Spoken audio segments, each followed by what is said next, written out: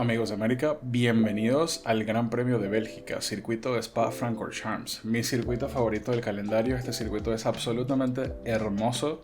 Tenemos este fin de semana la primera sprint de Spa y vamos a estar haciendo el curva a curva el día de hoy en este circuito de 7004 metros con una distancia total a recorrer en carrera de 308 kilómetros, 44 vueltas en carrera, 15 vueltas en sprint. Circuito que se corre desde 1950 y la familia que quiere destruir su Layem Martín. Sí, no, la verdad es que, mira, cuando estoy preparando el circuito, no solamente cada vez que veo este circuito, que ves un onboard, no puede faltar Spa-Francorchamps en la Fórmula 1. Es un circuito muy difícil, muy entretenido, carreras, pero impresionantes, ¿no? A lo largo de la historia, muchas de las mejores carreras, muchos momentos históricos de la Fórmula 1 fueron acá, en Spa-Francorchamps. Es un circuito que trasciende la Fórmula 1, es importantísimo para el mundo del deporte automotor. Y nada, va a ser una lástima, ¿no? Es una lástima saberte que lo vamos a perder eventualmente esta semana, el año que viene, ¿no? Creo que va a ser la última carrera de Spa. Pero nada, hay que disfrutarlo porque no sabemos cuándo va a volver este circuito. Esperemos que vuelva, esperemos que nunca se vaya, pero nada. Estamos hablando ¿Qué pista, por favor? De un circuito que es uno de los pocos circuitos extensos de la antigua escuela que quedan en la Fórmula 1, con elevaciones completamente naturales que siguen el landscape de la zona. Es un circuito hermoso, absolutamente precioso, y para correr es impresionante. Esto donde estamos acá era literalmente una ruta, ¿no? Hoy en día ya está cerrado, pero si vos vas a ver una carrera histórica de los 90, está en la rayita blanca en el medio que separa los dos carriles de la ruta, porque seguía siendo usado como ruta. Claro. Así que eso es historia esto, no se puede ir.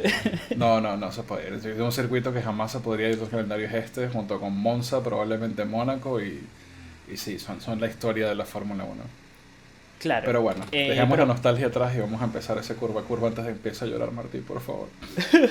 Y me sacan Spa, ayuda. Ok, antes de empezar a hablar de Spa, antes de empezar a hablar de la curva a curva, ¿no? De cómo hacer una vuelta, vamos a estacionar el auto un ratito acá y vamos a explicar qué es lo interesante de Spa-Francorchamps. Fíjate que abajo a la izquierda tenemos el mapa. Fíjate que tenés la parte de arriba de la ametralladora, porque parece una UCI básicamente el circuito, ¿no? La parte de arriba, fíjate que esto es una mega recta, ¿no? Con un pequeño bump ahí donde está en el 1, que ya vamos a hablar de esas curvas históricas. Es como pura recta. Y después, en la parte final de abajo, donde está el mango de la pistola, fíjate que es como otra aceleración súper larga, ¿no? Que parece como una curva, que es el sector 3. Eso tiene mucha velocidad punta. Entonces vos podés setear el auto para tener velocidad punta en esos sectores. Pero ¿qué es lo que pasa? Si prestás atención al donde termina el primer DRS hasta donde llega el sector 3, es curva. Y ya lo vamos a ver en el curva, que es curva tras curva, no tenés punto de aceleración. Y en esa parte, si vos seteas el auto para el sector 2, vas a ser mucho más rápido. Si lo seteas con la carga aerodinámica para hacer esas curvas más rápido, vas a volar comparado con los autos que tienen carga para velocidad punta. Entonces algo muy interesante de este circuito, que lo vamos a ver solamente el viernes, ¿no? Porque hay sprint, entonces capaz que algunos equipos prueben algo en la sprint y después el rendimiento sea completamente distinto en la carrera, va a ser por esto, porque hay autos que prefieren ir con el auto full velocidad punta para maximizar sobrepasos, para maximizar esas tres rectas, ¿no? Esas tres puntos de aceleración que son muy importantes, que se pasan los 330 km por hora, y después vas a tener autos como por ejemplo fue Mercedes 2022, que vos te acordarás, ¿no, Manu? De que sacaban un segundo en el sector 2, pero después perdían 15 kilómetros por hora en la recta y en la carrera los pasaban como si nada. Pero en el sector 2, si estaban adelante, se te escapaban, no agarrabas el DRS ni de casualidad, tenías que gastar toda la batería para meterte en el DRS después de esos muchachos. Entonces tenemos como esas dos ideologías. A mí, si me preguntás, yo prefiero velocidad punta, porque en carrera lo que más importa es ser capaz de adelantar al otro auto y ser capaz de defender el otro auto en las aceleraciones importantes, y los puntos de sobrepaso más importantes son al final de esas mega rectas. Justo acá donde estamos es uno de los 2 o 3 puntos donde se puede llegar a pasar. Pero la realidad es que si tienes un auto con mucha carga aerodinámica, no solamente que el sector 2 es mucho más fácil de sobrellevar, es más fácil de manejar toda la vuelta, sino que sigue siendo igual de competitivo el auto. El tema es, si el de atrás logra estar en zona de DRS porque tiene mejores ruedas o por diferencia de ritmo del auto, te va a pasar de parado, que es lo que pasa. Entonces eso es muy interesante para ver, hay que estar muy atento no solamente en los libres, sino en la quali y en la sprint, las velocidades puntas. Los autos que pasen los 330 km por hora van sin carga aerodinámica, y los autos que por ahí vayan a 315 por hora no es solamente porque tienen un motor Renault y de que es malísimo, sino de que quizás sí vayan con carga aerodinámica, que también es súper válido. Así que eso es como lo interesante de este circuito. Y ya con eso sí, Manu, nos acomodamos para alargar, ¿no? Para abrir la vuelta. Esto es historia. Abrimos la vuelta, Martín.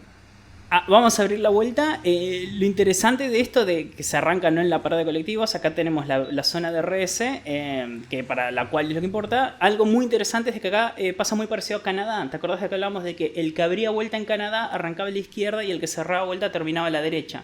Es lo mismo. Acá van a ver que el que cierra la vuelta va a venir por acá, pegadito, ¿no? Porque fíjate que de la última curva de la parada de colectivos salimos pegados a la derecha, entonces van a venir acá sobre la raya. En cambio, los que estén abriendo vuelta probablemente van a venir más a la izquierda más temprano para ya preparar la primera frenada que está allá adelante.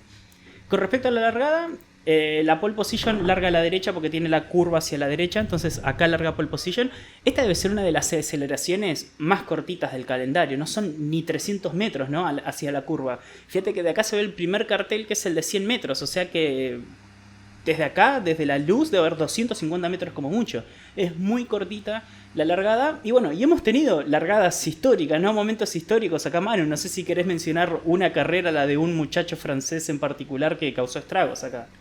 Pues sí, bueno, justamente tenemos esa carrera en el 2012 de Spa, en la largada, en la que Romain Grosjean empezaba a hacer estragos en su carrera de Fórmula 1, haciendo una largada completamente desastrosa en la que casi le arranca la cabeza a Fernando Alonso. Su auto pasó por encima. En ese año no había halo, por lo tanto fue básicamente una suerte que la distancia fue lo suficiente como para que Alonso pudiese salvarse. Igual se llevó puesto a otros pilotos y fue una largada bastante caótica que hubo en ese año, Martín. Claro, y a mí lo que más me da gracia de esa largada es de que si vos mirás cualquiera de los onboard podés ver a Pastor Maldonado haciendo su Pastor Maldoneada del año, que básicamente se saltó las luces, largó como 5 segundos antes, ganó 28 posiciones en la largada, obviamente se comió una hiper mega repenalización, porque literalmente largó ni bien pusieron la quinta luz, o sea, cualquier cosa hizo Pastor, pero bueno, fue minimizado por el desastre de largada de Romain Grosjean, ¿no? Sí, que fue absolutamente desastroso. Injustificable, no, sí, la verdad tranquilamente Alonso no solamente podría haber perdido la cabeza, él creo que venía con el volante así a la izquierda y el piso le pasa a centímetros de la mano que la tenía en el volante porque estaba doblando la curva hacia la derecha, entonces tranquilamente podría haber perdido una mano, ¿no? Tipo centímetros, a centímetros le pasó el auto, pero bueno, eso sí, una largada atroz. Con eso vamos hacia la curva 1, acá en este punto se llega normalmente en séptima marcha ya durante la vuelta. La frenada es a 110, 105 metros, es un poquito antes del cartel de 100. Se va a bajar a segunda marcha. Querés frenar muy, muy, muy tarde. Y no solamente muy tarde, muy fuerte, sino que también querés estirar la frenada. Esta es una de esas frenadas donde es importante llegar con el freno apretado hasta acá. Porque tenés que ralentizar mucho el auto. Se hace muy lenta esta curva, deben ser, no sé, 60, 70 km por hora. Casi un Mónaco, o sea, es una de las curvas más lentas del campeonato. Venís bien cerrado acá, te montás en el piano lo más cerca de la pared, querés acelerar lo antes posible también, empezar a abrir el volante, metés tercera lo más temprano posible para no perder la tracción, usás toda la pista, te vas todo el piano, obviamente no querés llegar a la banana, pero sí querés montarte en el piano, pisar tercera, cuarta y acá ya sí querés ir a fondo, porque acá tenemos una de las aceleraciones más importantes. Y es un lugar donde puede llegar a haber contactos, ¿no, mano? Como lo hemos visto en una carrera en particular donde hubo más de un contacto o dos. A ver, esta carrera de la que vamos a hablar, yo se las voy a recomendar como película de fin de semana. Si ustedes están aburridos, quieren ver una película de acción, un thriller absolutamente fantástico, vean la carrera de Bélgica del año 1998. En vez de ir a ver, no sé, Jurassic Park o Superman, véanse la carrera del 98. ¿Qué pasó en el 98? Tuvimos una largada en la que estaba primero Mika Häkkinen, segundo Coulthard, pero justamente por lo cerrada de la curva se presta para que haya mucho caos. No es poco común ver autos saliéndose a la zona de escape, en la parte en la que hay zona de escape, porque no queda espacio. Básicamente no hay espacio para que crucen 20 autos, y menos los autos del tamaño que son ahora. En ese caso lo que pasó fue que Coulthard venía ya como tercero o cuarto, había perdido alguna posición, se estampó contra el muro de la derecha y ese golpe lo rebotó contra la pista y se terminó llevando, bueno, se salvaron 5 de 22 autos. Los demás todos quedaron fuera instantáneamente. Fue un caos absoluto, una pila de chatarra que se armó en ese inicio, en la Source, que es el nombre de la primera curva. Y pues nada, eso ocasionó un reinicio, con la ventaja de que en ese reinicio, Martín, había lo que se llamaba en ese entonces el muleto. Que cada auto tenía, cada equipo tenía un tercer auto que tenían en caso de accidentes. Por ejemplo, en el caso de algunos equipos como Benetton, Trulli fue el que se llevó el auto muleto, se fueron a pelear los pilotos por el auto que quedaba. Y bueno, al final los equipos que tenían ese auto obviamente listo se lo dieron a uno de sus pilotos y terminaron reiniciando la carrera, si mal no recuerdo, 17 de los 22 autos que iniciaron la carrera originalmente. Y pues bueno, nada, el resto de la carrera es igual de caótica. Tan caótica que en las curvas siguientes vamos a estar relatando hechos que ocurrieron en esa misma carrera y que son igual de históricos. Así que bueno, dicho eso, seguimos con la vuelta. Vamos a ir hacia una de las curvas históricas, ¿no? Este es un punto de que la verdad es uno del... Creo que es la secuencia de curvas más hermosa de toda la Fórmula Sí, 1 sí. de la historia. No hay un circuito que pueda reproducir esto que viene a continuación. Es lo más No, hermoso que tiene la Fórmula 1. Es impresionante. Antes de llegar acá, en este punto donde estoy parado acá, tenemos la zona de detección de DRS. Así que allá atrás creo que quedó la rayita blanca, me pasé por 15 metros. Esta rayita blanca de ahí, no sé cuál de las dos. Una de las dos es la zona de detección de DRS, que esto ya es donde lo van a abrir, ¿no? Pasando esta sección de curvas que ya las vamos a mostrar, Manu. Es la segunda, sí. Así que nada, esto es todo a fondo. Y acá tenemos dos curvas, pero siempre se la conoce por el nombre de la primera. ¿Cómo son, Manu? Radillon o Rouge. Radillon, que se traduce como steep path o camino inclinado. Y Eau Rouge, que significa básicamente agua roja, porque por debajo de allí transcurre un río rico en hierro y que tiene un color de agua que tiende al color rojo o rosa. Claro, y bueno, esto literalmente era un río al punto de que hemos tenido inundaciones donde acá era agua, completamente agua. O sea, estamos hablando de centímetros de agua por encima de la pista. Han habido carreras que se han cancelado por culpa de lluvia, no es una zona donde llueve mucho. La forma de manejarlo es simple, muchachos. Acá llegás en octava y no soltás octava. Es completamente a fondo. Es una locura. Vos ves los autos, sabés de que están doblando esto a 300 kilómetros por hora y a mí no me entra en la cabeza. Obviamente no es a fondo con todas las categorías, pero con Fórmula 1 hoy en día son a fondo. En otras categorías es mucho más difícil hacerlo a fondo. Con Fórmula 1 viejo será más difícil hacerlo a fondo. Pero en fin, la forma de hacer Eau Rouge es básicamente venís acá al borde, te querés montar con de todo en el piano, querés mantener solamente lo justo y legal a la derecha dentro de la pista para que no te penalicen la vuelta, pero después el resto del auto querés montarlo en el piano. Todo esto es a fondo, recuerden, a 300 km por hora. Acá venís para la derecha. Este piano es como que tiene una doble secuencia. Fíjate que tiene una parte cortita donde está plano y después es como que se levanta. Podés rozar la parte plana, pero lo ideal es no tocar el piano. Porque si te llegas a montar en el piano, se te levanta el piso y perdés la carga aerodinámica. Y es ahí donde tenemos uno de los tantos choques espectaculares que hemos tenido en Eau Rouge, donde hemos perdido pilotos. Literal, ¿no? Es una curva. En el 2021 en clasificación, que tuvo un accidente bastante aparatoso justamente aquí en esta sección de curvas. Exacto. Y bueno, una de las muertes más recientes que tuvimos en otras categorías ocurrió justamente saliendo acá de Eau Rouge. Sí, tenemos la de 2023 que lo mencionamos el otro día, que ya se me olvidó el nombre del muchacho holandés. Y bueno, para los que miran Fórmula 1 en 2019, la muerte de Anton Hubert. De que probablemente van a ver fotos esta semana de Pierre Gasly, amigo de toda la vida de Antoine, fueron compañeros de habitación. Hay hay no como un pequeño monumento en conmemoración a él. Acá ahora lo vamos a mostrar donde está normalmente. Así que hay varios pilotos que van a visitarlo, ¿no? Charles Leclerc también era muy allegado a él, piloto francés. De hecho, la primera victoria de Charles Leclerc en la Fórmula 1 ocurrió en el mismo año en que fue el accidente de Antoine Hubert y le dedicó su primera victoria en la Fórmula 1 a la memoria de Antoine. Sí, sí. Gran talento, excelente piloto. No es una de esas muertes que duelen tanto como por ahí la de Jules Bianchi también, que justo ahora fue el aniversario. Así que bueno, terminemos con Eau Rouge. Básicamente esto ya es técnicamente Radillon. Vos acá querés venirte para la izquierda, otra vez, todo a fondo. Querés montarte lo más posible en el piano. Pasa de que vos acá en el onboard vos lo ves y decís, ok, es fácil, ponés la rueda izquierda en el piano y listo. Pero no. ¿Cuánto es la elevación acá en ese pedacito, Manu? Son 80-100 metros, ¿no? En muy corto tiempo tiene que escalar 80 o 100 metros. Es el equivalente a un edificio de 5 o 6 pisos. Entonces, imagínense venir en la cabina con esa inclinación hacia arriba. Esto es completamente a ciegas, muchachos. En el auto vos parece que ves todo, pero la realidad es que hasta un poquito más adelante no ves nada. Esta curva la hacen a 300 por hora, octava, a fondo, completamente a ciegas. Y es por eso que Eau Rouge es una curva históricamente tan peligrosa, ¿no? Porque llega a pasar algo adelante y vos no te enterás hasta que ya es muy tarde. Y fue así como pasó lo de Anton Hubert, ¿no? Que también terminó pagando las consecuencias. ¿Cómo se llama el piloto ecuatoriano norteamericano? Correa, Juan Manuel Correa. de que literalmente lo chocaron porque era imposible verlo, porque recién acá, literalmente en este punto recién ves lo que está pasando delante tuyo y llegás a 300 por hora y no hay nada que hacer. En fin, y no, eso es... no solamente eso, o sea, no solamente eso, o sea, no solamente vas a fondo, no solamente vas en subida, no solamente vas a ciegas, sino que vas soportando una fuerza G impresionante de esa Sí. mini sección de curvas izquierda, derecha, izquierda. Y pues sí, es básicamente una curva para valientes. Sí, sí, sí, arriba de 6G. La verdad es que es impresionante. Obviamente después de montarte el piano, te venís acá, querés montar todo el piano, ¿no? Es sentido común. Ya van a ver cuando lo haga a fondo. Es sentido común. Te tiras para la izquierda, te venís para la derecha. Acá a la derecha está el monumento donde está Antoine, que acá en el juego no está representado, pero bueno. Acá es el muro, ¿no? Donde siempre le ponen flores a Anton Hoover, que será recordado por siempre, ¿no? Un piloto que hubiera sido parte 100% seguro de la Fórmula 1, hubiera llegado, no hay lugar a duda, era un excelente talento. Pero en fin, seguimos acá.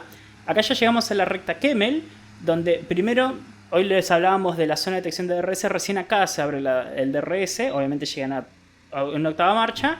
Y acá se pasan los 330 km por hora. Han habido autos viejos que pasaban los 350 km por hora, ¿no? Con los que eran hasta 2014 a 2016. Y lo lindo de acá es de que creo que es el punto principal de sobrepasos. Acá es donde se van a ver la mayoría de las maniobras de sobrepasos. Y acá es donde vimos una de las mejores maniobras de toda la historia, Manu. De la historia de la Fórmula 1 es de Mika Häkkinen en el año 2000. Venían adelantando Schumi y Häkkinen a Ricardo Zonta. Pero Häkkinen vio un hueco y se metió a la derecha de ambos y adelantó tanto a Schumi como a Zonta antes de llegar a la primera de la siguiente secuencia de curvas que se llama Le Combe. Claro, lo impresionante de eso era que creo que era vuelta 43 de 44. Era literalmente la penúltima vuelta, ¿no? Que le quedaba a Häkkinen. Él ya lo venía intentando pasar a Schumacher 2 o 3 vueltas antes, tirando el auto, mostrando el auto, queriendo meterle la nariz. Pero Schumacher era un piloto muy aguerrido, no le cedía un centímetro. Y cuando llegan a la vuelta 43, Schumacher cuenta que él lo ve a Zonta ahí y ve el hueco a la derecha, pero dice: yo no entro ahí, no me da, entonces voy por la izquierda. Y Häkkinen, cuando vio ese hueco, dijo: es ahora o nunca. Y con la frialdad característica de Mika Häkkinen, entró por la derecha de Zonta, les tiró la frenada a los dos. Cuando Schumacher empieza a doblar, se encuentra con el McLaren con la flecha de plata ahí y tuvo que ceder, tuvo que levantar. Y después lo felicitó a Häkkinen básicamente por los huevos que tuvo de hacer esa maniobra. Y bueno, veía a Mika hablando de la maniobra y él estaba como: sí, qué sé yo, vi el hueco y me mandé, ¿no? Como súper tranquilo, característico. Sí, característico de finlandés. Nada, es una de las mejores maniobras de sobrepaso de la historia. Esa maniobra vive rent free en la cabeza de cualquier fanático de Fórmula 1 que la haya visto cuando ocurrió. Es inolvidable, absolutamente sí, inolvidable. Como el manejo de Max en Brasil del año pasado, como tantas otras carreras espectaculares que hemos visto. Esa maniobra en particular, la carrera a lo mejor no me la recuerdo, pero la maniobra no se me olvida nunca más. Nunca. Sí, la verdad que fue impresionante. Spa 99, si quieren ir a verla, un año después, ¿no? De la carrera que hablamos recién. Y con eso vamos a Le Combe. No, fue en el 2000, no en el 99. Ok, en el 2000, gracias por la corrección. Sí. Vamos a Le Combe. La verdad que es una frenada bastante tradicional. Acá lo que tenemos que tener en cuenta es de que el reporte de frenada lo tenés que tirar para atrás, porque ¿qué es lo que pasa? No se nota, pero estamos cuesta arriba. Todavía estamos subiendo lo que veníamos subiendo en Orochi y Radian.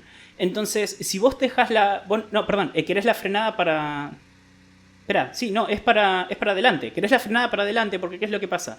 Como la gravedad te lleva mucho peso para atrás a los neumáticos traseros, si vos tenés el balance de frenada atrás, vas a bloquear los neumáticos traseros, ¿no? Es como que tienen mucha carga los frenos. Entonces, para compensar, vos necesitas un par de clics extra en los frenos delanteros, 60, 61%. Es una de las frenadas más pesadas en cuanto al...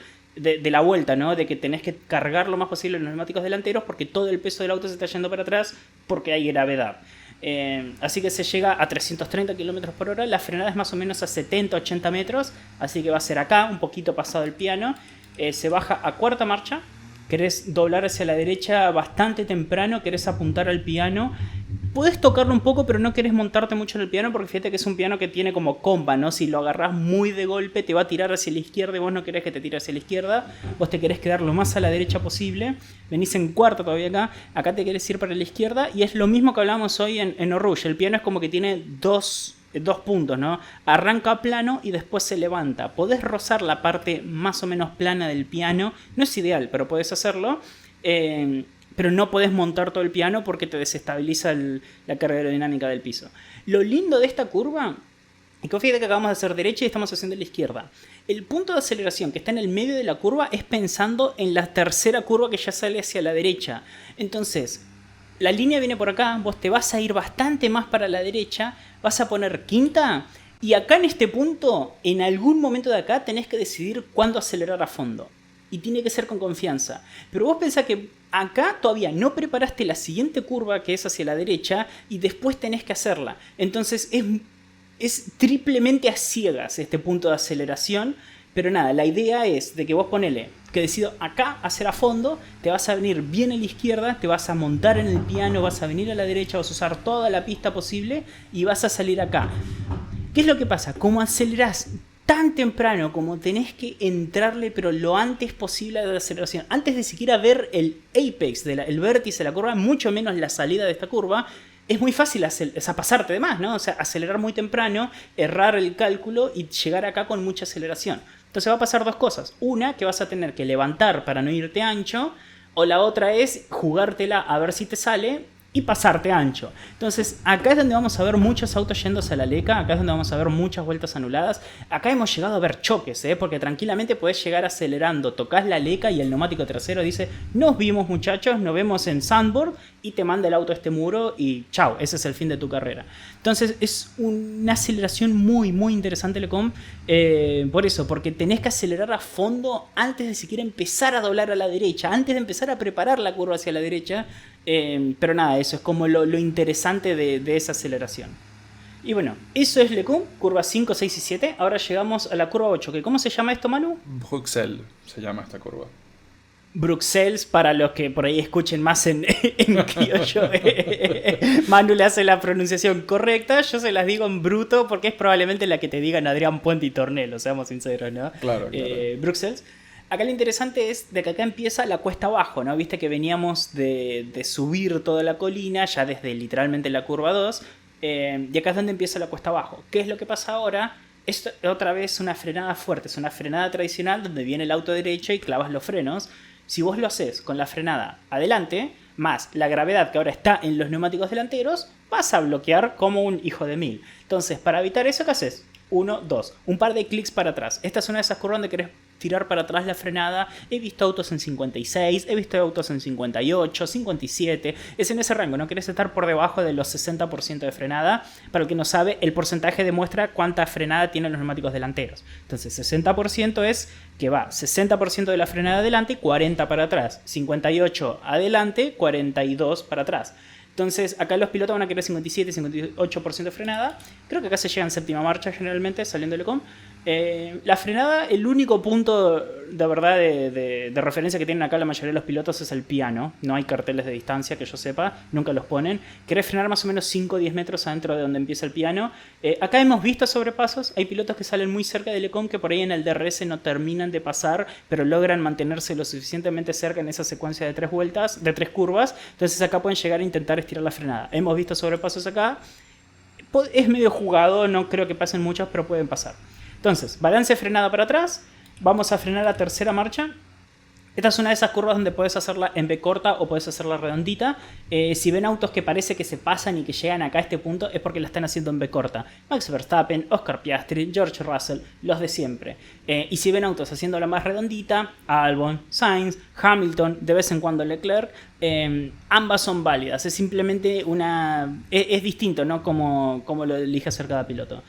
Se baja tercera, se frena bastante tarde. Este parche de AstroTurf acá a la derecha suele ser el punto de referencia que usan los pilotos para empezar a acelerar. Acá es donde querés empezar a acelerar lo antes posible porque viene una de las aceleraciones, no de las más importantes, pero sí es una aceleración importante. Es uno de esos puntos donde llegas a séptima o octava marcha, donde vas a fondo por casi 1 kilómetro. Entonces querés pegarle bien esta aceleración. Vas a usar toda la pista. Cuarta marcha, nos venimos para la derecha para preparar la curva 9, que ahora vamos a ver el nombre.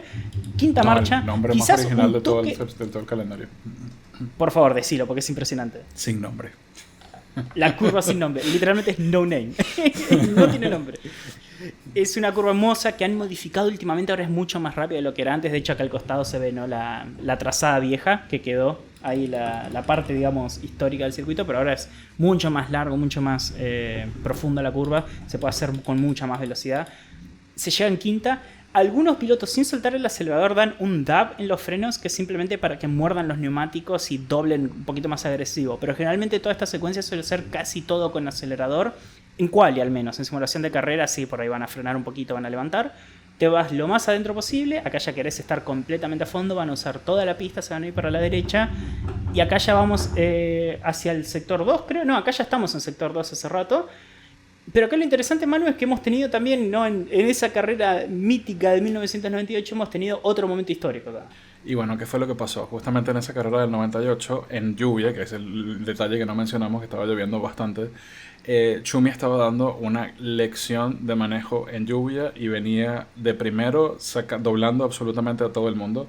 Y en este caso se aproximaba a doblar a David Coulthard, a sacarle una vuelta. Y David Coulthard de la nada allí clavó los frenos y Schumi se lo llevó puesto, acabando con la carrera de Coulthard, que terminó sin el alerón trasero, y del propio Schumi, que terminó sin una rueda.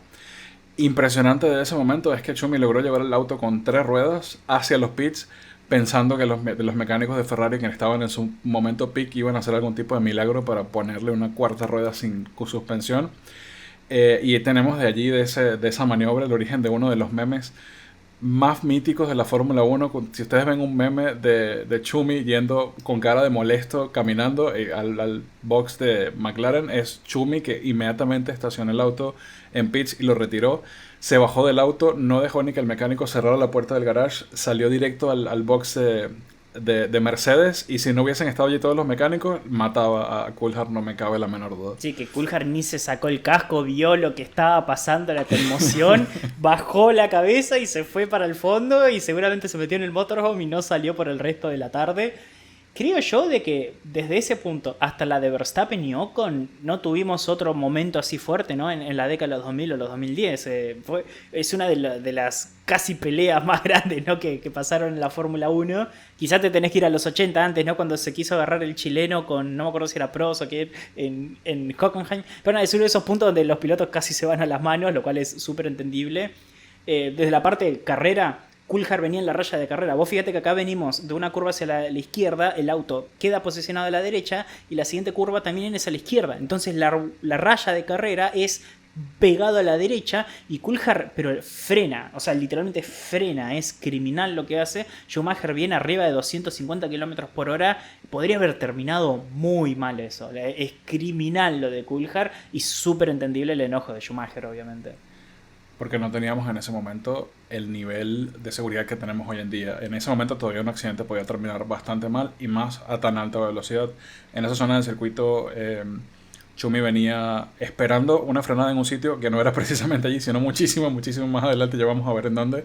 Y esa frenada lo terminó por sorprender completamente y acabó con lo que hubiese sido una de sus victorias más míticas en la Fórmula 1 si le hubiese terminado de hilar. Sí, 100%. Y bueno, y hablando del hecho de que tenemos una...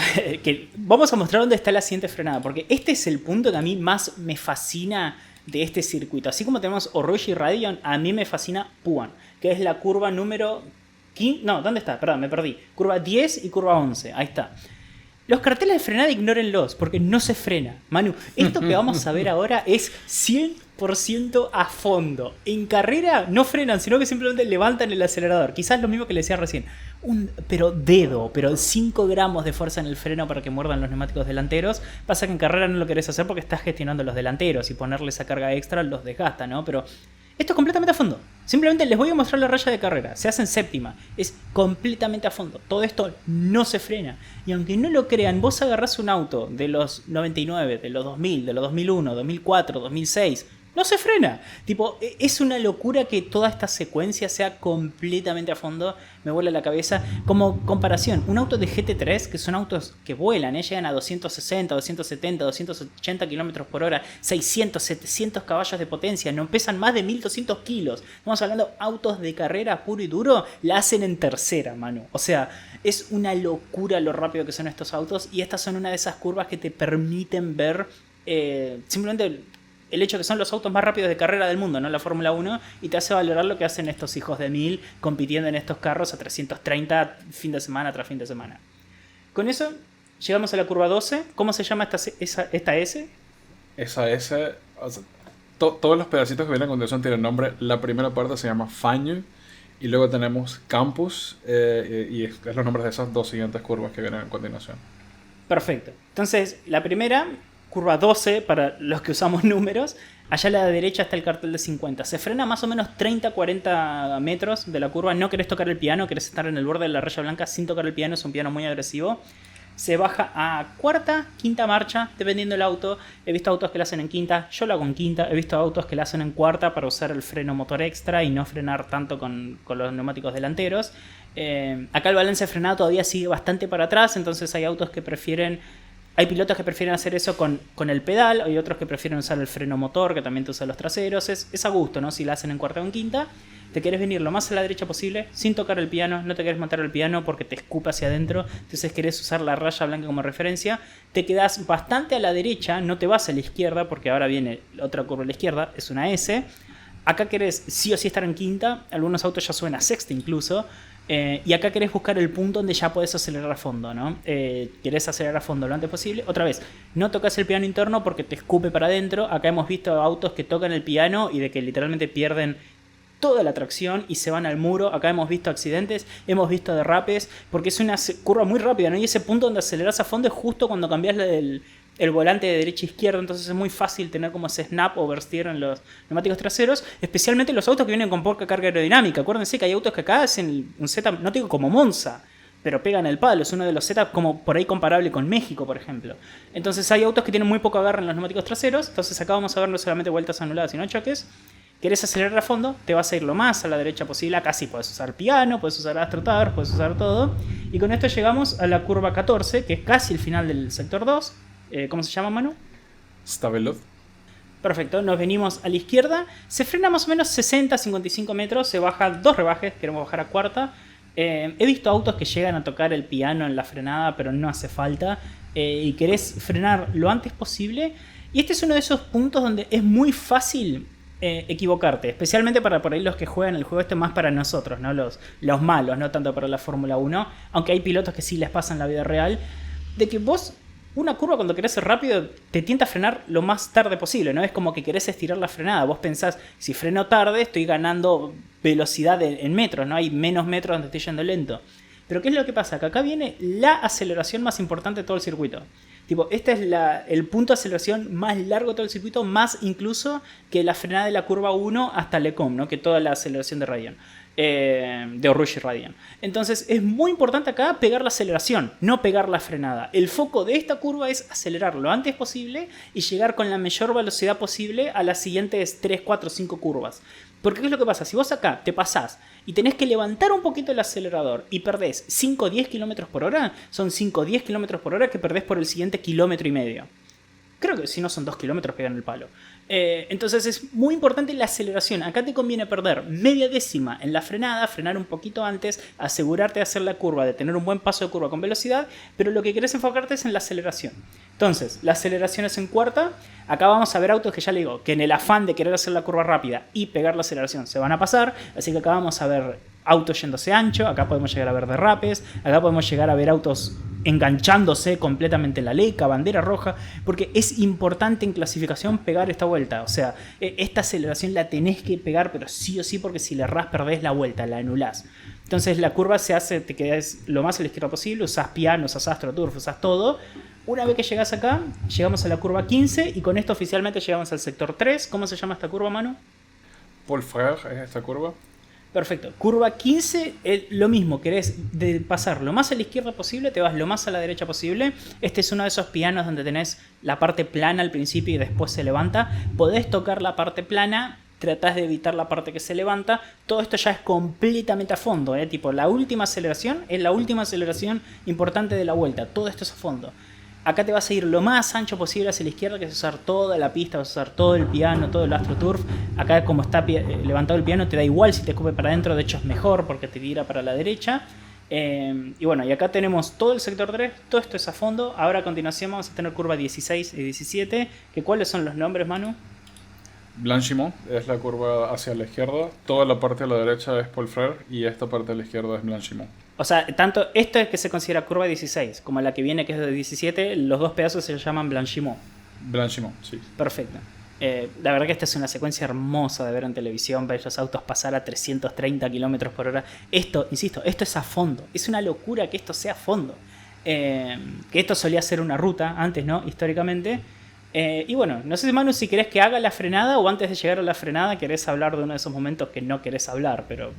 Bueno, otra carrera tristemente célebre, la carrera del 2008. 10 años después del thriller del 98 tuvimos una carrera con lluvia. Y en ese campeonato estaban peleando, bueno, en esa carrera en particular estaba peleando Kimi Raikkonen, Nico Rosberg, Lewis Hamilton.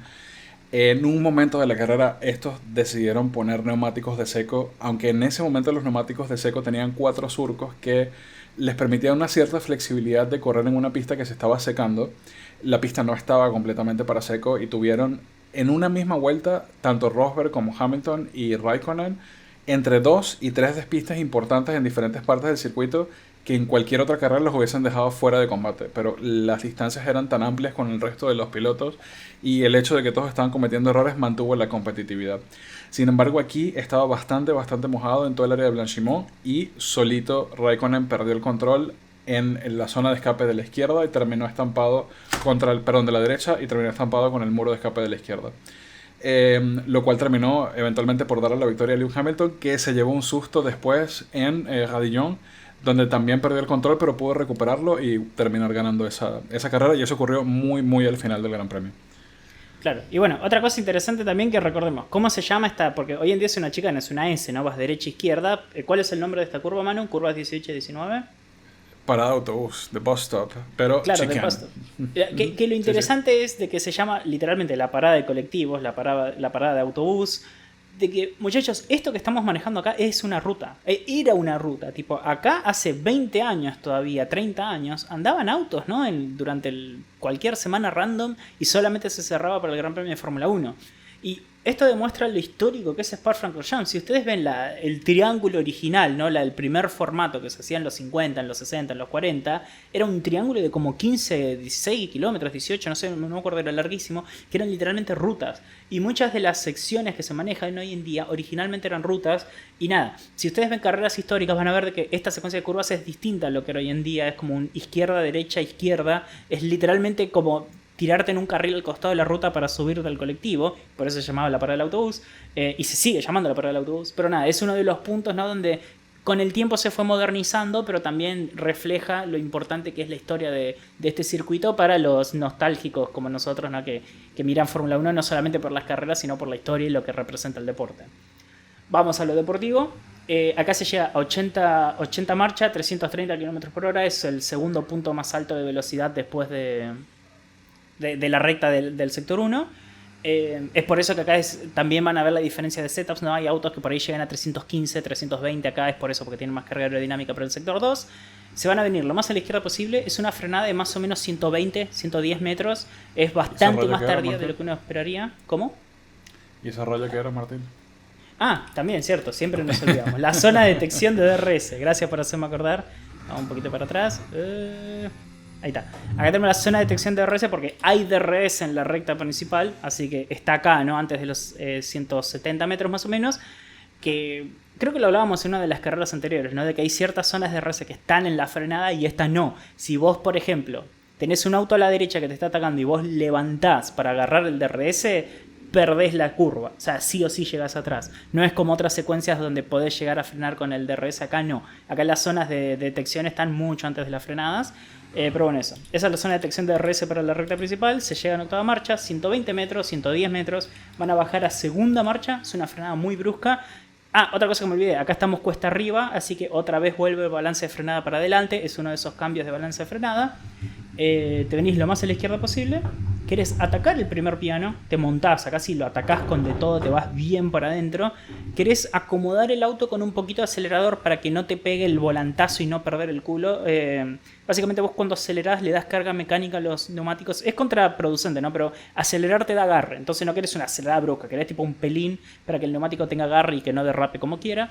Te venís para la derecha, acá ya sí querés no solamente montarte al piano, sino que querés acelerar lo antes posible. Vas a usar toda la pista, te vas a ir a la derecha, todo esto es en segunda. Acá querés ir a tercera, Ahí se abre el DRS y bueno, para los que cierran vueltas se van a quedar a la derecha y con eso tenemos una vuelta de Spa-Francorchamps. Un circuito hermoso que tiene muchísima historia. En este caso tuvimos el debut de Michael Schumacher en el 91, su primera victoria en el 92. Tenemos carreras polémicas como la del 2021, carreras que no ocurrieron. Llovió muchísimo, no se corrió bandera roja, hubo 2 vueltas, tuvimos la mítica pole de George Russell que terminó por convertirse en victoria porque la carrera sencillamente corrió 2 vueltas y ya está, se acabó. Pero, ¿fue victoria? ¿No había quedado tipo P2 o P3? ¿Perdió posiciones en ese caso? Creo que fue primer podio, no sé si fue victoria, pero sí, fue... Pero bueno, hizo la pole en la carrera. Exacto, sí, exactamente. Sí. Tendremos que haber confirmado ese dato. Para mí fue tipo segundo o tercer lugar, pero en fin, fue el primer, eso sí te lo aseguro, es el primer podio de Russell en la Fórmula 1, que es una carrera donde, como decís vos, no la corrió directamente. Y bueno, el récord de victorias en este circuito lo sigue teniendo Schumi, que ganó en el 92, 95, 96, 97, 2001 y 2002. Seguidos de Ayrton Senna, que tiene 5, y Hamilton, que tiene 4 victorias en el circuito. Es un circuito que todos los pilotos aman. Si usted escucha algún día decir a un piloto que detesta Spa, sepa que ese piloto no va a tener un futuro en el automovilismo para nada. O sea, ese piloto no sirve. Y bueno, nada, en recomendaciones de carreras anteriores recomendamos ver esa carrera del 98, la carrera del 2008 también estuvo muy buena. La carrera del 2012 le recomendamos ver nada más el inicio para que vean la razón por la cual Grosjean estaba pidiendo gritos en un accidente como el que le terminó ocurriendo en Bahrein. Esas cosas que hizo en Spa las hizo muchas veces, muy imprudente como piloto. Las genialidades de Maldonado saltándose largadas y bueno, justo en el 2012 ocurrió algo muy, muy curioso, Martín, y es que Lotus Renault tuvo un inicio de temporada bastante bueno y estaba peleando incluso el campeonato de constructores, al menos en la primera mitad. Y bueno, es un circuito absolutamente excepcional. Vamos a verlo en vuelta rápida. Bueno, y acá me siento un poquito de presión porque creo que es el primer circuito donde los dos tenemos conocimiento, porque Manu, vos estás usando Spa-Francorchamps para aprender a manejar con el volante que compraste hace poco, ¿no? Que tenés vueltas muy competitivas con el GT3, así que no solamente que conocés los detalles, sino que sabés cómo hacerlos. Será juzgado el señor Martín Carpa en este momento. Claro, así que mi vuelta tiene que ser sí o sí un 44, un 43, que es lo que se espera de una posible pole position en seco. No creo que tengamos seco, pero bueno, suponiendo que se puede correr en seco, es lo que suele ser la pole position. Bueno, Manu, ¿arrancamos la vuelta rápida? Arrancamos. Hoy me tengo fe, Vamos a probar la vuelta rápida, vamos a hacer la pass top chicane, nos vamos a quedar bien a la derecha posible y voy a arrancar bien desde acá a la derecha para tener la mayor aceleración posible. Linda aceleración, tenemos el balance de frenada para adelante, vamos a tirarnos para la izquierda, 110 metros más o menos queremos frenar, 1, 2, 3, 4, 5, queremos bajar a segunda, bien adentro, empezamos a acelerar temprano, tratamos de no patinar los neumáticos traseros, quinta, sexta, acá vamos a subir hasta octava, todo esto es completamente a fondo, tenemos Rouge, Radion, nos vamos bien para la izquierda, tratamos de no tocar el piano, casi tratamos de atacar el piano, es muy fácil verlo con esta cámara, créanme que con el onboard es imposible. DRS, nos quedamos bien para la izquierda para empezar a prepararle com, tenemos todavía el balance de frenada para adelante, lo queremos cambiar más adelante, 80 metros la frenada, 4 rebajes, cuarta, atacamos un poquito el piano, acá nos venimos bien para el medio, aceleramos a fondo y todo esto ya es a fondo, tratamos de no pasarnos, me sale bastante bien, séptima, vamos a tirar balance de frenada para atrás, más o menos 20-10 metros adentro del piano, la voy a intentar hacer en B corta como lo haría Max Verstappen, que va a jugar básicamente de local acá. Quinta, nos tiramos bien para la derecha, sexta, acá vamos a quedarnos en séptima, todo completamente a fondo, Pugon. Ay, creo que levanté un poquito el acelerador, espero que nadie se haya dado cuenta. Yo escuché. Acomodo el balance de frenada, nos quedamos a 40 metros la frenada.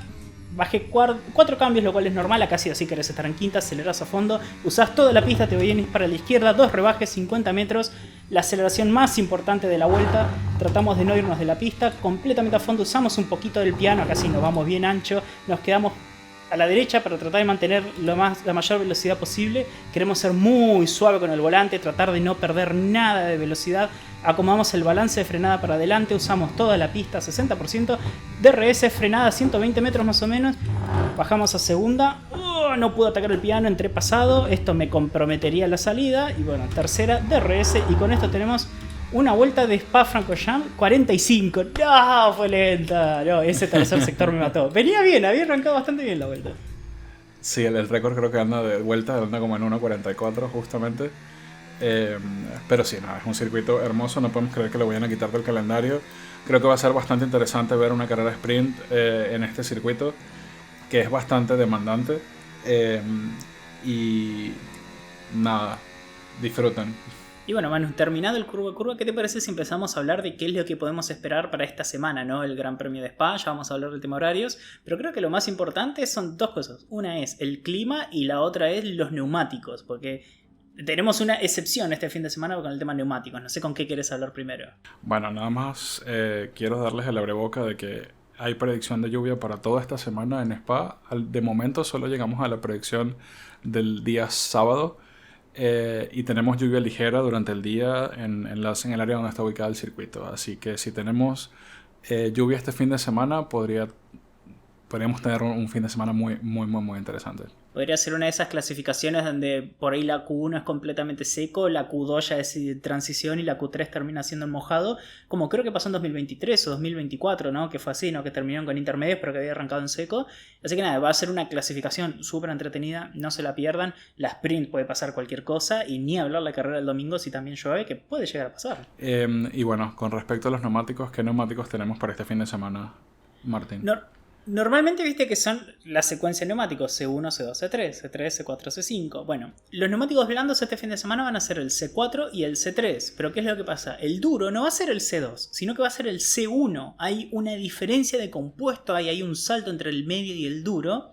Así que Manu, a nivel estratégico esto puede llegar a ser muy interesante. Claro, con este salto entre escalas de neumáticos, Pirelli lo que pretende es que no sea tan straightforward la decisión de hacer una sola parada, por ejemplo, que es lo usual en Spa, sino que haya mucha diferencia de rendimiento entre el neumático duro, el neumático medio y el neumático blando. Entonces, probablemente vayamos a ver diversidad de estrategias en este Gran Premio, dependiendo de la clasificación, cómo termine siendo. También pudiese pasar que la carrera sea en mojado y no importó la selección de neumáticos de Pirelli también, ¿no?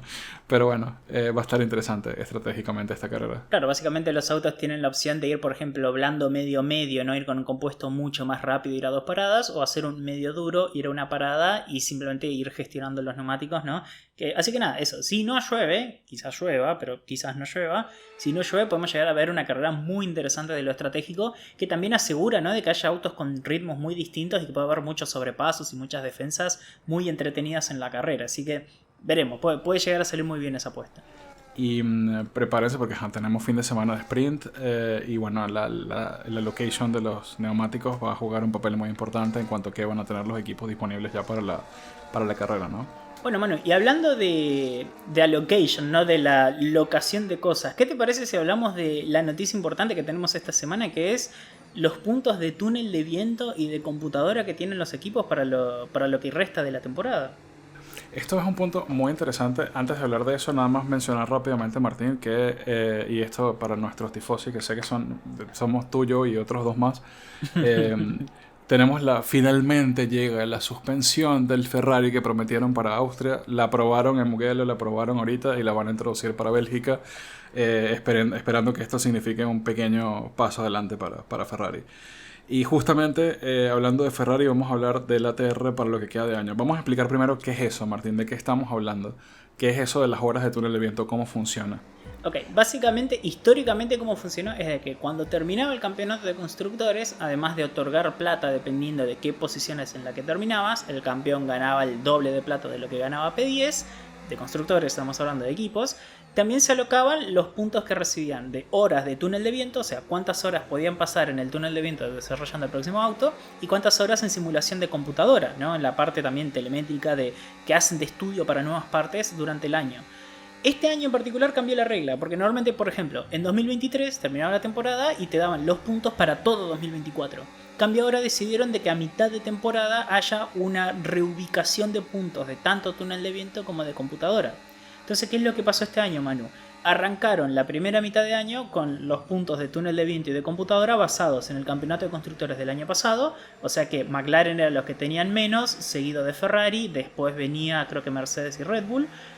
Pero ahora los puntos que otorgaron para la segunda mitad de este año de 2025 están basados en cómo va el campeonato de constructores este año, Manu. Entonces Y no se solamente, filtraron. o sea, más específicamente, cómo terminó el campeonato de constructores después del Gran Premio de Canadá, que fue donde hicieron el corte. Y eso trajo varias curiosidades. De todas formas, vamos a mencionar, Martín, la diferencia de horas de túnel de viento entre el primero y el último. El primer equipo en clasificación, que es McLaren, tiene únicamente 56 horas de túnel de viento. ¿Cuántos tiene el último? Casi el doble, tiene 92, que es el mismo número de horas de túnel de viento que le están dando a Cadillac, que es el nuevo equipo que entra en la Fórmula 1. Claro, Cadillac en este momento le dan todo lo mismo como si estuvieran P10, ¿no? Es lo último, o sea, como si estuvieran último en el campeonato, que hoy en día es Alpine. Y no, sí, eso, la diferencia de túnel de viento es impresionante y a uno le hace dudar, ¿no? De si hay ciertos equipos que sabemos que podrían estar más adelante, de si no frenaron, ¿no?, el desarrollo del auto a principio de año para tener más puntos ahora para ya invertir en 2026, como es el caso de Alpine, que está último, como es el caso de Aston Martin, que está octavo, ¿no?, que recibe, ¿cuántos son? 84 horas de túnel de viento, comparado con, por ejemplo, Williams, que tiene 72, que está quinto, que es donde uno esperaría que esté Aston Martin, ¿no? Entonces, estas son horas de túnel de viento que van a poder usar a lo largo de toda esta mitad de año, de acá hasta diciembre, para empezar a desarrollar el auto del año que viene, que va a tener mucho impacto en cómo arranquen ya con los autos de acá hasta 2030, básicamente. Ya cada uno de los equipos debe haber tomado la decisión de cómo van a utilizar las horas, si hay alguno que va a pelear todavía para el 2025 o se van a enfocar directamente en el año 2026, Martín. ¿Eso qué implica? Que, por ejemplo, a mí me da miedo que Aston Martin tenga 84 horas de túnel de viento versus los equipos del medio, perdón, del frente, porque imagínate a un Adrian Newey con con tanto poder de estudio en ese túnel de viento o de CFD. Claro, son 20 horas extra de túnel de viento comparado con Red Bull, por ejemplo. Y obviamente no va a alcanzar a Red Bull en este año, pero esa ventaja la pueden sacar tanto ahora como el año que viene. Como si vos pueden hacer 2 o 3 mejoras, ¿no? Un piso nuevo, por ejemplo, para la segunda mitad del año y así salir a pelear un poco más en la mitad de tabla.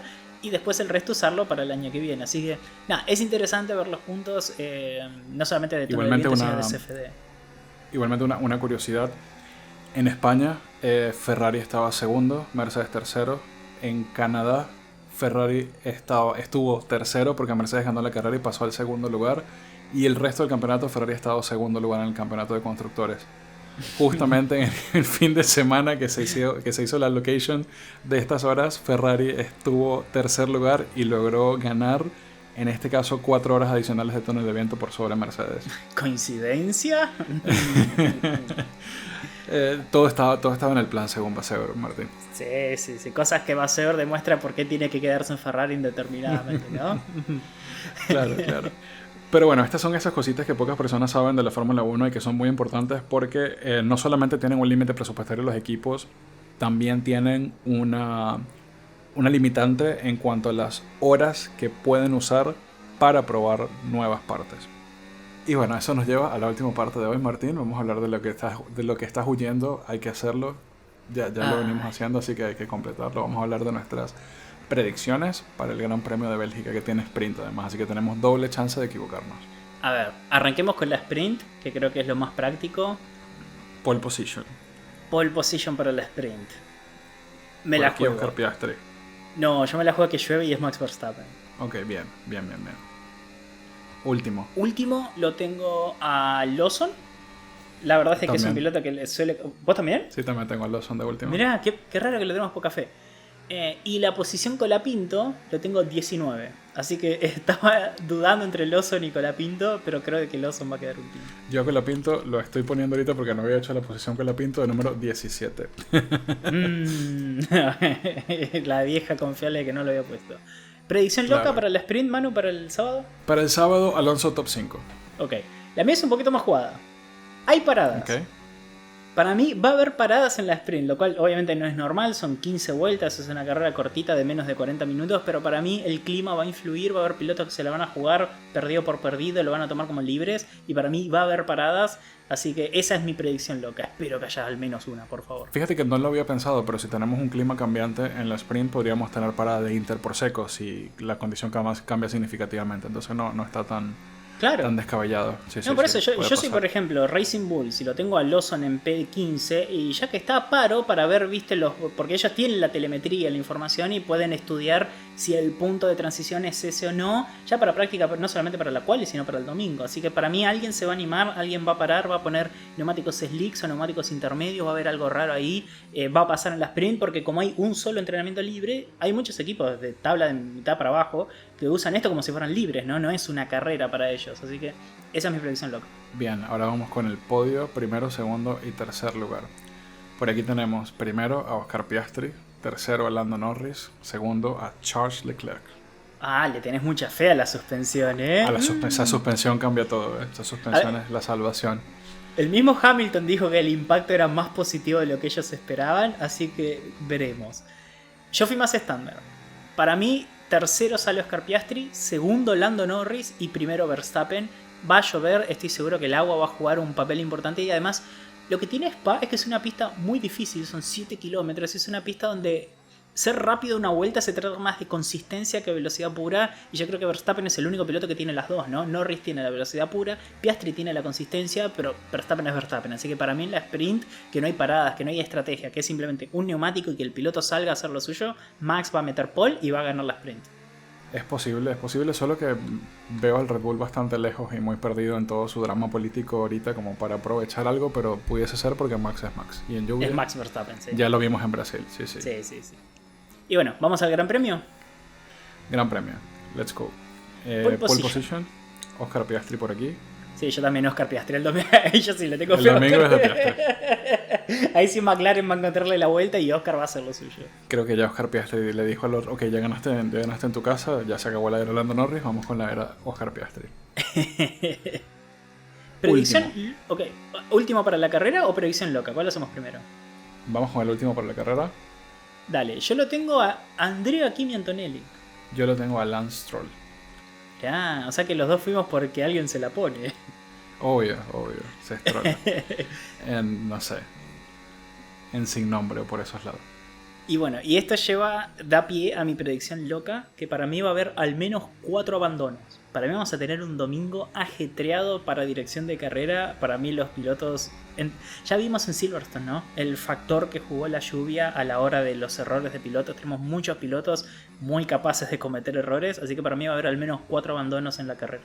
Ok, mi predicción loca es bastante loca. Tengo que ambos Sauber entran en puntos este fin de semana. Llegó la hora Bortoleto, entramos en la era Bortoleto. Llegó la era Sauber. La era Sauber va a tomar el puesto que está dejando atrás Williams, porque Williams está enfocándose ya en 2026. Sí. Sauber dejó resto para 2025. Y bueno, vamos con eso al podio, Manu. Podio para el Gran Premio. Para mí es primero Piastri, segundo Norris y tercero Leclerc. Ok, yo lo tengo primero a Piastri, segundo a Verstappen y tercero a Norris. O sea, yo le tengo mucha fe a Max. Insisto, para mí no es el auto, es simplemente el piloto. Y es su circuito preferido. Pista. Claro, es una pista donde el piloto importa más que en otros circuitos. O sea, el auto es muy importante, el setup es muy importante, pero el piloto marca la diferencia. Vos lo dijiste, ¿no? Es la primera pista donde ganó Schumacher. Senna sigue siendo top 2 de los pilotos más ganadores de la historia junto con Schumi. Entonces, el piloto marca mucho la diferencia acá y para mí Max va a subirse al podio. ¿Posición con la Pinto? Posición con la Pinto lo tengo 16º. 15 por acá. Ok, ahí nomás, casi. Es que Alpine no tiene el motor para hacer esa subida. No, le pide auxilio, mucho, pide auxilio, no rush. No tienen carga aerodinámica, no tienen motor, tipo, está imposible. Sí, no, está inmanejable. Lo va a sufrir, incluso Gasly va a sufrir este Gran Premio. Y bueno, queríamos compartir eso, ¿no? Antes de hablar ya, ¿no?, de lo que se viene en la carrera. Así que vamos a hablar ya de este fin de semana que se vienen ahora. Ya sabemos el clima, ya sabemos los neumáticos. Ahora vamos a hablar de quiénes corren, porque no solamente está la Fórmula 1, no solamente hay sprint, sino que tenemos Fórmula 2, Fórmula 3 y Porsche Super Cup, que suelen ser carreras muy entretenidas, donde la diferencia entre mucha carga y poca carga es incluso más notoria. Así que arranquemos con el tema horarios, Manu. Viernes. El viernes por acá, por esta latitud, tenemos práctica de la Fórmula 3, 2 de la mañana, práctica de la Fórmula 2, 3 de la mañana, práctica de la Fórmula 1 a las 5 y media de la mañana. Luego tenemos clasificación de Fórmula 3 a las 7, clasificación de Fórmula 2 a las 8 y la clasificación para el sprint de la Fórmula 1 a las 9 y media de la mañana, terminando con la primera práctica de la Porsche Super Cup a las 11. Claro, recordemos de que como el fin de semana de sprint hay un solo entrenamiento libre, ¿no? Y después ya tenemos la quali para la sprint que se corre el sábado. Acá el viernes Los entrenamientos libres de la Fórmula 1 son 8:30 de la mañana y la clasificación de la sprint al mediodía 12:30 para la Fórmula 1. Y bueno, igual antes de eso tenemos ya entrenamientos de la Fórmula 3 a las 5 de la mañana, Fórmula 2 a las 6 de la mañana, ahí viene la Fórmula 1 8:30, y después tenemos clasificación de Fórmula 3 a las 10, Fórmula 2 a las 11 y Fórmula 1 a las 12:30, así que es como libre, quali. Y después cerramos con los entrenamientos de la Porsche Super Cup a las 2 de la tarde, si se quedaron con ganas de ver autitos. Si 6 tandas no alcanzaron, tienen una séptima con los Porsche, que son entrenamientos, pero están ahí. Son autitos en Spa, ¿no? Nunca viene mal. Luego tenemos el sábado, que igual está cargado de emociones. Tenemos la sprint de la Fórmula 3 a las 2:15, la clasificación de la Porsche Super Cup a las 3:30, la carrera sprint de la Fórmula 1 a las 5 de la mañana. Luego tenemos la sprint de la Fórmula 2 a las 7, la clasificación de la Fórmula 1 a las 9 y luego tenemos... ya, se acabó el día. Tenemos luego las carreras del domingo. El vago quería seguir, ¿viste? Después tenemos esto y lo otro. Y después viene Fórmula Regional, IndyCar. Que vengan todos. Vengan WEC, que vengan todos. Es Spa, ¿cómo? Bueno, acá lo importante para la Fórmula 1 es de que tenemos la sprint a las 8 de la mañana y después la clasificación al mediodía. Así que arranca muy parecido los horarios al viernes, pero media hora antes para ver tanto la sprint como la clasificación para el Gran Premio. Igual el sábado la jornada arranca a las 5:15 de la mañana con la sprint de la Fórmula 3, la quali de la Porsche Super Cup a las 6:30, después ahí viene la sprint de la Fórmula 1 a las 8, sprint de Fórmula 2 a las 10 menos cuarto, probablemente arranque 10 menos 10, y la clasificación de la Fórmula 1 al mediodía en punto, a las 12 en punto, así que un sábado a full, man. Y el domingo no se queda atrás, tenemos carrera larga de la Fórmula 3 a la 1:30 de la mañana, de la Fórmula 2 a las 3, carrera de la Porsche Super Cup a las 5 y finalmente la carrera del plato fuerte de la Fórmula 1, 8 de la mañana, horario súper europeo para estos lados. Y bueno, también, sí, como decís vos, es un domingo muy estándar, ¿no? Creo que es el único día donde son horarios estándar europeos que venimos teniendo los otros fines de semana. La carrera larga de la Fórmula 3 es a las 4:30 de la mañana, la Fórmula 2, la carrera es a las 6 de la mañana, la Porsche Super Cup a las 7:45, 8 menos cuarto, y después el Gran Premio de la Fórmula 1 a las 11 de la mañana, a las 11, no a las 10, a las 11, más cerquita del almuerzo. Y bueno, esta vez ni voy a intentar decir el nombre porque vos sos el que habla el idioma acá, yo lo voy a pronunciar mal, así que Manu, ¿cómo se pronuncia este Gran Premio en particular? Pero el nombre particular está en inglés en este fin de semana. Solamente el patrocinante que es este... Ah, sí, no lo quiero arruinar igual, ¿no? Por eso. Chandon también, o sea... Sí. Formula 1, Moët en Chandon, Belgian Grand Prix 2025 o 2025. Ahí está. Igual Belgian, no sé, ¿cómo se dice belga en francés? Belge. Ah, ok, o sea que se escribe distinto. O sea que está en inglés, mirá, vos pensé que estaba en francés el nombre. Sí, no, está en inglés. O sea, solo que patrocinante de francés. Por eso, patrocinante francés, Grand Prix es francés, Fórmula 1 se puede leer en francés, el año podía ser en francés, yo asumí que era todo en francés, ¿viste? Como que ignoré el Belgian ahí en el medio. Sí, pero sí, está en inglés este fin de semana. Yo al verdadero no lo quiero arruinar porque mi pronunciación en inglés últimamente está atroz, boludo. Te necesito empezar a hablar en inglés urgentemente, estoy perdiendo vocabulario a patadas. Se viene un podcast en inglés pronto. Tenemos que hacer un capítulo en inglés ahora en el parate de verano. A ver qué onda. A ver si nos deportan o nos dejan quedarnos. No, like and subscribe para que no nos deporten.